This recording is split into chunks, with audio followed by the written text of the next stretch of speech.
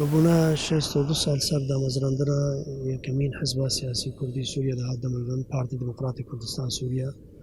ڕاستی ئەم پیرۆزبایی خۆ و مڵەتی خۆ و هەمی خەباتکردن گۆدوێ ڕێبازێدا خەباتکردین و تەنگاوی و ژیان و زەحمەتی و پشتگیری کردن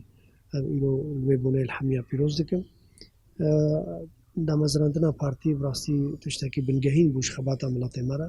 حتا نەها ئەو بیە ئالاوێ بزاوە تەفگەرە ڕزگاری خواز ئەو بیە ئالاوا گۆ خورتیا گۆ هەزرێ نەتەوید سنگە ئینسانی کووردا گۆڕ کردیە و گەشتکردیە و خورد کردیە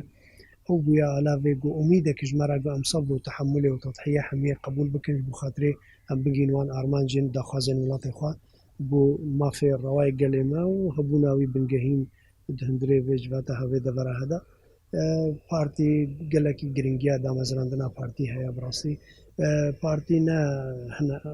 kesin rewşenbîrên Kurd kirin û me teva jî li peyva şopand heta niha lê miletê Kurdistana Sûriyê de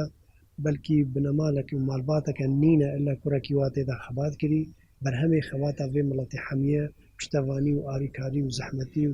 û hemî yanî piştgirîkî xurt jêr hatiye kirin heta îro ji ber ku ev biya hilgirê umîda Kurda hilgirê proje netewî Kurdî divê qonaxa heda û li ser rêbaza Xumayî ew rêbaza pîroz rêbaza Barzanî Nimir rêbaza xebatê rêbaza xilasê tedhiyê li ber heqê miletê me de tiştekî pîroz e û tiştekî muşerrif e îro rojeke gelkî giring e rastî û ev ê hiştiye heta niha astê زانیاری ئاستێ ڕەوشەنبیری ئاستێ هزرێ نەتەوید جم ئینسانی کوردی کوردستانە سووریا جیاوازە پارچێدی کوردستانی هەمی بخێرا vê damezrandina vê hizbê xebata wê